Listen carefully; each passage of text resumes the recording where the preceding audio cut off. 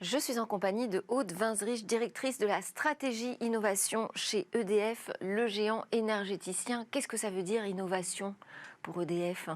L'innovation, c'est vraiment un domaine qui est super important pour nous parce qu'aujourd'hui, les rapports de l'AIE, l'Agence internationale de l'énergie, le montrent, 50% des émissions carbone qui restent encore à supprimer n'ont pas encore trouvé la technologie qui vont le permettre. Et donc l'innovation va vers cette voie exploratoire pour pouvoir identifier ces nouvelles solutions qui nous permettront d'atteindre la neutralité carbone. Et ça représente quelle part de l'activité d'EDF ?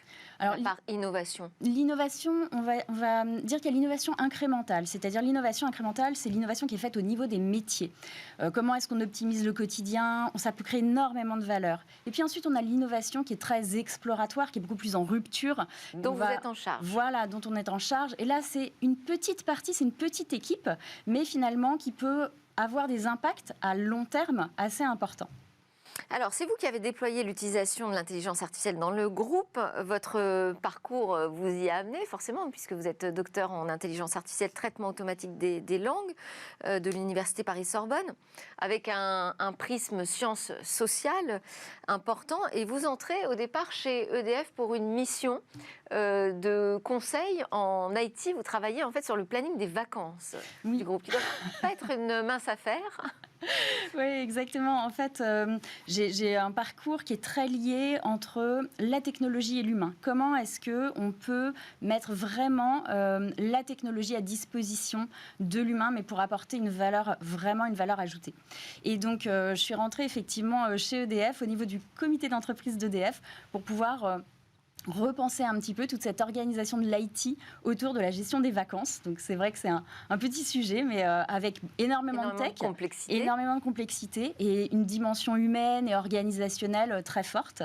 Et puis de fil en aiguille, je suis passée sur différents postes au sein d'EDF pour faire toujours du conseil en stratégie des systèmes d'information, avec vraiment toujours ce prisme, comme vous l'avez dit, entre finalement comment la tech peut être mise au service de l'humain et avec vraiment ce prisme de pluridisciplinarité super important pour moi. Et comment arrive cette idée de créer une équipe entièrement dédiée à l'IA au sein d'EDF ? Alors, sur l'intelligence artificielle à EDF, bien avant que j'arrive, il y avait énormément de choses qui étaient réalisées au niveau de la R&D, parce qu'il y a une R&D qui est super puissante à EDF, avec beaucoup d'intelligence artificielle qui étaient déployées, puis également quelques équipes qui commençaient à s'y intéresser dans les métiers.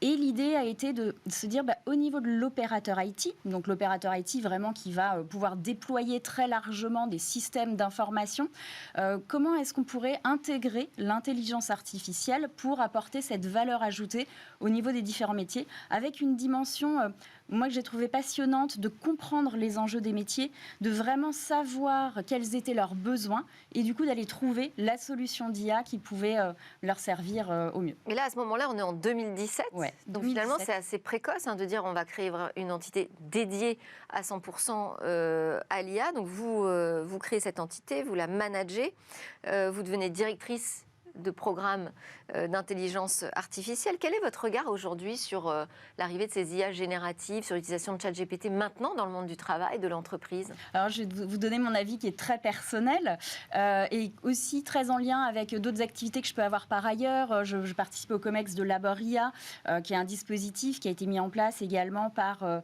le ministère du Travail, en lien avec l'INRIA, pour pouvoir vraiment... Aucun lien avec EDF. Ça, aucun lien avec EDF. Voilà, moi, j'interviens dans ce COMEX. Exactement, j'interviens dans ce COMEX à titre d'experte. Et ce Laboria est très intéressant pour évaluer l'impact de l'IA dans les différents métiers.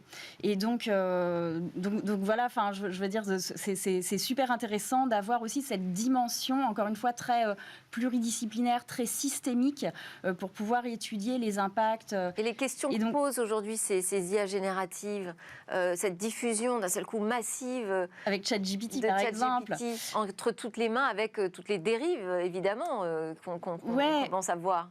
Mais c'est vrai que comme ça vous interroge, ça vous inquiète, ou vous vous dites non, c'est un passage obligé et c'est tant mieux, on progresse? Ouais, c'est vraiment une interrogation du quotidien, alors y compris même au sein de la famille, parce que moi j'ai des ados donc qui me disent mais est-ce qu'on peut l'utiliser pour nos cours? Moi je pense que de toute façon c'est quelque chose qui arrive. Donc vu que ça arrive, ça sert à rien de faire l'autruche et de se dire non, voilà, ne le regardons pas. ChatGPT, moi je pense que... Si vos ados vous demandent la permission et que vous leur dites non, de toute façon ils le feront quand même. C'est ça, exactement. Donc on a eu vraiment ces débats au sein du cercle familial sur ChatGPT. Moi ce que je leur dis c'est... Ce qui peut me faire peur dans ce type d'IA, c'est que les gens en fait perdent leur sens critique et leur pouvoir de discernement. C'est-à-dire que cet outil-là peut sembler magique si on n'en comprend pas le fonctionnement. On a l'impression que finalement, on va lui demander tout un tas de questions, il va nous répondre, on va prendre ça pour argent comptant. Moi, c'est vraiment contre ça que je les ai mis en garde en disant essayez toujours de comprendre comment ça fonctionne sans rentrer dans le détail de l'algorithme, mais de se dire c'est une base de documents qui est très anglo-saxonne, qui date d'avant 2021, qui va avoir des biais quand on va lui poser des questions.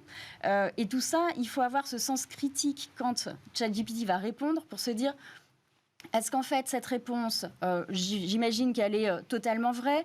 Est-ce qu'il ne faut pas que j'aille vérifier avec d'autres sources? Puis il y a autre chose aussi, une fois qu'on a compris le fonctionnement de ChatGPT, on va lui poser différemment les questions.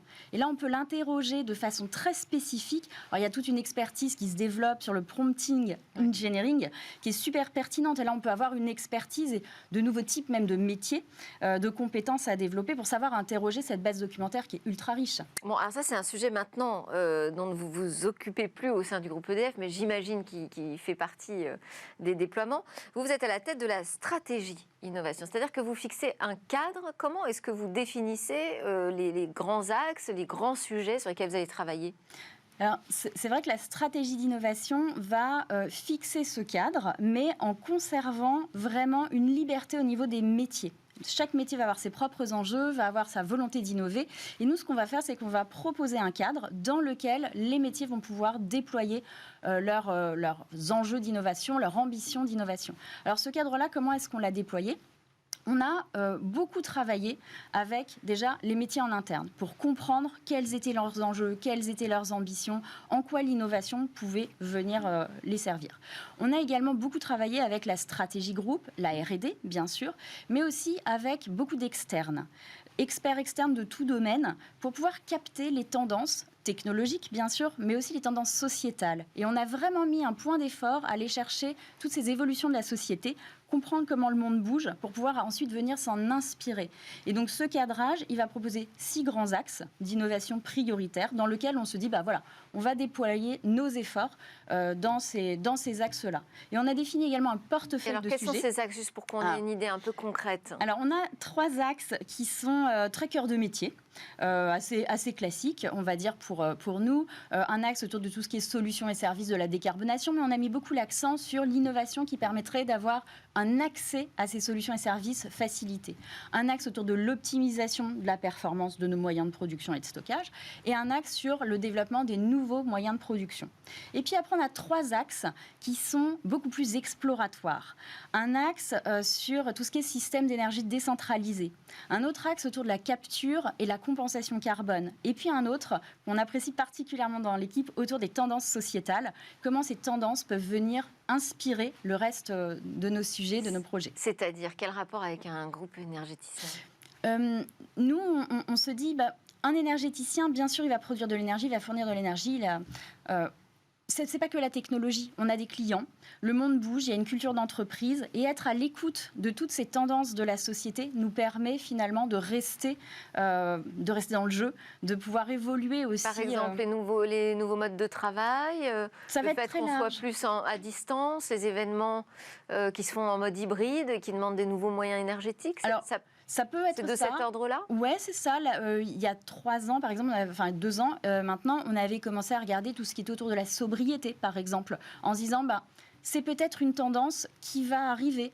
On avait regardé des choses autour de ce qu'on a appelé le no frills, qui est assez lié. C'est finalement comment est-ce que je peux envisager mes projets en étant au juste niveau de technologie, de maintenance, d'utilisation. Voilà, ça va être ce type de sujet-là qu'on va regarder. Et alors, donc, on a les grands axes et ensuite, vous avez, j'imagine, des sujets sur lesquels vous poussez un peu plus loin l'exploration. Ouais. Quel est le job, là? C'est d'aller trouver la start-up qui propose des solutions? Oui, ça peut être ça. On a vraiment un panel super large parce que la direction innovation va proposer plusieurs programmes Pulse, comme on les appelle. Donc, évidemment, il y a des choses qu'on va faire avec les start-up, mais il y a aussi des choses qu'on peut faire en interne. Donc, sur ce portefeuille de projets, comme on l'appelle, on a une quinzaine de sujets très exploratoires qui sont reliés à ces axes-là. Mais là, on va être vraiment dans une démarche agile, un peu en mode start-up quand on va les traiter, avec des jalons tous les 3 mois où on se pose la question de finalement ce sujet-là, est-ce que je le poursuis, est-ce que je le fais pivoter, est-ce que je l'arrête? Et arrêter un sujet, on ne va pas dire que ça ne pose zéro problème, mais ça fait partie d'un accomplissement aussi. Mais alors là, vous allez chercher des équipes en interne, en externe? Exactement. Donc, c'est des équipes internes. Donc, moi, j'ai une petite équipe. Il y a également les différents programmes Pulse qui vont contribuer. Et puis, on va aussi très souvent aller chercher de l'expertise à l'extérieur, parce que ce sont des sujets très exploratoires. Pour vous donner un exemple, alors là, pour le coup, assez tech, on a un nouveau sujet autour du DAC, le Direct Air Capture. Super émergent, c'est en train de sortir aux États-Unis. Qu'est-ce que ça veut dire concrètement? On va aller capter quoi? On va aller capter du CO2 dans l'atmosphère. Alors, comme disait la fille d'un de nos collègues l'autre jour, c'est pour nettoyer le ciel. Je trouve que voilà, c'était une belle image. On peut aller chercher ce CO2 directement dans l'atmosphère. Est-ce que ça va fonctionner aujourd'hui? On ne sait pas. Mais ça fait bien partie des sujets qu'on va devoir explorer pour se faire une opinion fondée. Et là-dessus, on va aller chercher aussi de l'expertise à l'extérieur du groupe pour pouvoir conforter cette idée-là. Et puis voir, est-ce que c'est un sujet qu'on poursuit? Est-ce que c'est un sujet qu'on ferme, qu'on met en attente? Donc ça fait partie... Où est-ce qu'on est particulièrement dynamique dans le monde sur ces nouveaux sujets? Alors, spécifiquement sur celui-ci, c'est beaucoup aux États-Unis. Ouais. Beaucoup aux États-Unis, parce qu'il y avait eu des investissements énormes qui ont été faits, parce qu'il y avait l'espace aussi pour le faire. Ces énormes ventilateurs, ça prend quand même aussi un petit peu de place. Et puis, voilà, il y avait une dynamique qui s'y prêtait bien. Donc, un des grands enjeux, là, on le touche du doigt d'ailleurs, c'est comment fournir de l'énergie sans carboner en arrivant au carbone zéro. EDF est déjà aujourd'hui dans le monde leader sur l'énergie décarbonée, puisqu'on utilise principalement le nucléaire, mais il va falloir développer d'autres sources énergétiques. Est-ce que vous avez d'autres pistes comme ça sur lesquelles vous travaillez? Oui, on a d'autres pistes, alors encore une fois très exploratoires. On parle de l'éolien, on parle du solaire, alors, bon, est-ce qu'on peut aller un peu au-delà? Oui, on est allé chercher des choses dans l'eau. Donc, on est allé chercher des solutions sur lesquelles on a fait des études, qui sont d'ailleurs disponibles sur le site d'EDF. On appelle ça des deep dives, des études en fait très poussées sur la partie tech. Un exemple, l'énergie houlomotrice. Alors on se dit, mais qu'est-ce que c'est que ça? C'est l'énergie des vagues. Est-ce que, grâce à l'énergie des vagues, on peut produire de l'électricité de façon rentable? C'est-à-dire que oui, on sait qu'on peut produire de l'électricité, mais est-ce que c'est quelque chose qu'on peut déployer? Dans quelle géographie? Avec quel business model derrière? Et là, on a à nouveau toute cette dimension très systémique et très pluridisciplinaire de l'innovation, parce qu'on a une technologie, on sait qu'elle fonctionne, mais derrière, ça va être, est-ce que ça rencontre un usage? Est-ce que c'est compatible avec un business model? Donc, vous travaillez aussi sur les business models. Exactement, on travaille vraiment dans cette dimension qui est extrêmement pluridisciplinaire, extrêmement systémique, pas uniquement sur la partie tech. Ça, bien sûr, il y a des experts qui vont le faire avec nous, mais nous, on va vraiment apporter cette dimension plus holistique, on va dire, dans la démarche. Et alors donc, ça fait 2 ans que votre direction a été créée et existe. Est-ce que vous avez déjà des réalisations ou des projets qui sont arrivés à terme et qui ont trouvé une forme... Alors, on a des projets qu'on a terminés. Alors, des choses, on va dire, assez... alors, je ne sais pas s'il faut dire simple. On avait, par exemple, un sujet autour des financements innovants. Dans le groupe, on avait pas mal de connaissances sur les types de financements qu'on peut utiliser pour déployer l'innovation. Parce que ça, c'est une véritable problématique aussi. Comment est-ce qu'on déploie? Comment est-ce que l'innovation crée toute sa valeur? On a fait au sein de l'équipe, pareil avec d'autres experts et puis avec la direction finance, un livre blanc qui permet de recueillir et de recenser tous les types de financements innovants qu'on va pouvoir utiliser pour les projets. Donc ça, c'est une réalisation très concrète qu'on est en train de diffuser, qui va certainement apporter beaucoup de valeur par la suite. Et ça, c'est uniquement en interne ou ça peut servir, parce que c'est ce que vous pointez là, c'est très important, ça peut servir à l'externe? Comment est-ce qu'on accède à ce type de documents? Alors, nous, on l'a fait vraiment pour l'interne, avec un prisme aussi EDFien, c'est-à-dire est-ce que ce financement se prête à des projets qu'on pourrait nous développer? Donc ça, c'est par exemple, ça c'est une réalisation. Sur les autres projets qui sont quand même très explorateurs, on est sur des temps longs. Là, on est plutôt au stade de l'expérimentation. D'accord. Et alors, vous disiez que un des fils rouges, c'était le lien entre la techno et l'humain. Comment est-ce que vous apportez justement cette valeur ajoutée à la technologie, une valeur ajoutée pour les hommes, pour les humains? Je pense qu'après, c'est aussi des questions de posture. On est assez à l'écoute de tous ces experts aussi sur les tendances sociétales. Dans l'équipe, on a des profils très pluridisciplinaires également, avec un prisme humain qui va être très fort. Moi, je pense que c'est vraiment beaucoup d'écoute, beaucoup de compréhension, cette capacité finalement à aller au-delà de son champ d'expertise classique et à aller écouter, à aller comprendre, la curiosité, l'ouverture. Je pense que ça, c'est des qualités, des compétences. C'est-à-dire que vous pouvez récupérer des sujets, par exemple, qui viennent du service R&D, de la branche R&D, vous les appropriez et les travaillez différemment? On travaille ensemble. C'est-à-dire que la R&D va vraiment être très, très expert. On a des chercheurs de super haut niveau sur une très grande partie de tous les sujets actuels de l'énergie. Et nous, on va être vraiment très complémentaires de la R&D pour que cette innovation puisse trouver vraiment son usage, se déployer. On va être très attentif à la conduite du changement.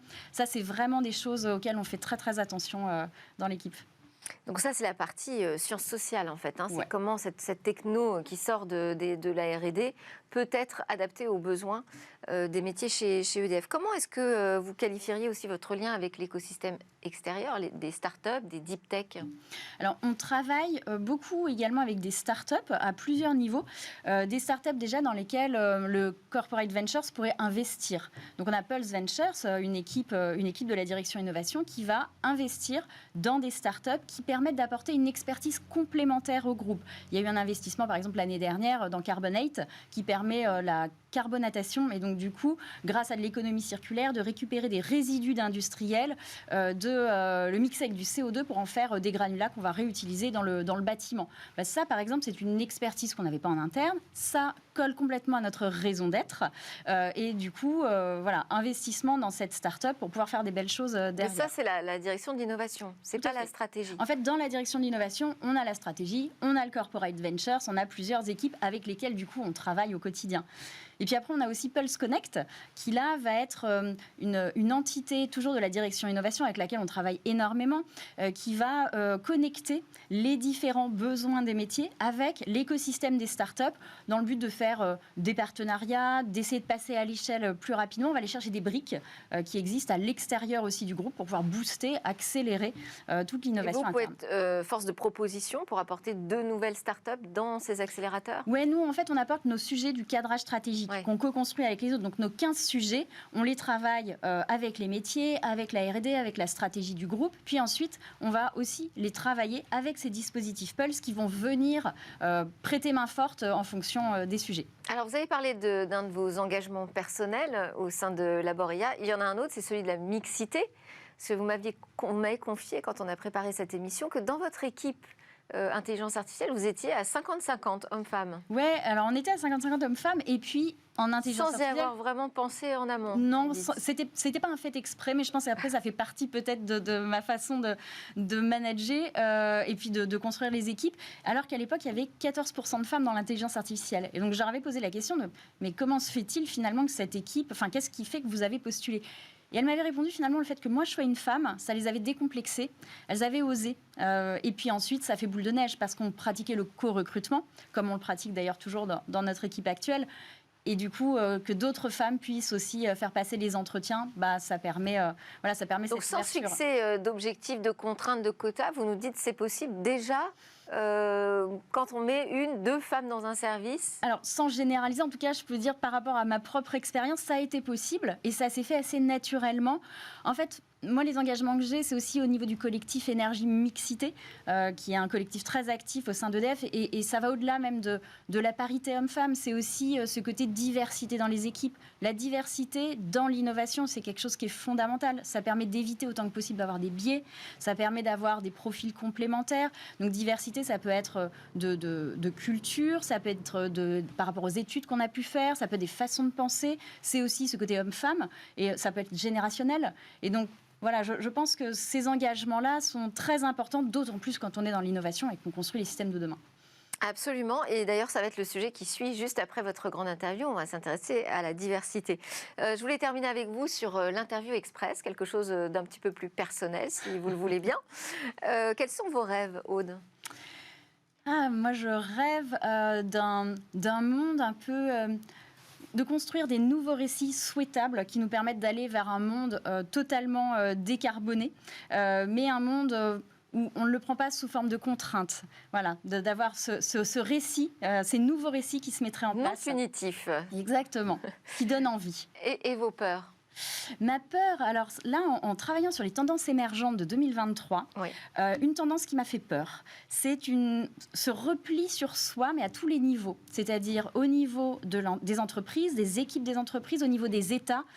Alors qu'on sait très bien que c'est plutôt la coopération qui favorise l'innovation, mais aussi le développement des choses positives. Et ça, c'est quelque chose qui m'a vraiment interpellée, qui m'a fait peur en me disant, voilà, si on rentre dans un monde où chacun se replie sur soi, là, on va avoir un vrai problème pour la suite. Comment est-ce que vous voyez les développements de l'intelligence artificielle à 5 ans ? Bonne question. Ce que j'aimerais bien, c'est que finalement, peut-être à force de pédagogie, etc., on arrive à comprendre que l'intelligence artificielle, c'est pas magique. Il faut ni en avoir peur, ni se dire c'est formidable, mais plutôt comprendre comment ça fonctionne, de façon à l'utiliser en aide à la décision, par exemple, ou en tout cas en appui à l'humain. Non pas comme quelque chose qu'on mettra à côté, mais vraiment en complémentarité. Bien comprendre comment est-ce que l'humain peut travailler avec une IA et pas au service de l'IA. Et le futur, alors, vous le voyez comment, Aude ? Moi, je suis très optimiste, donc j'espère qu'on aura un futur totalement neutre en carbone, plein d'innovations et un futur formidable. Merci. C'était la grande interview d'Aude Winsrich, directrice stratégie de l'innovation pour le groupe EDF. On se retrouve juste après une petite pause. On va parler de diversité, d'inclusion numérique avec des nouvelles solutions dans la santé.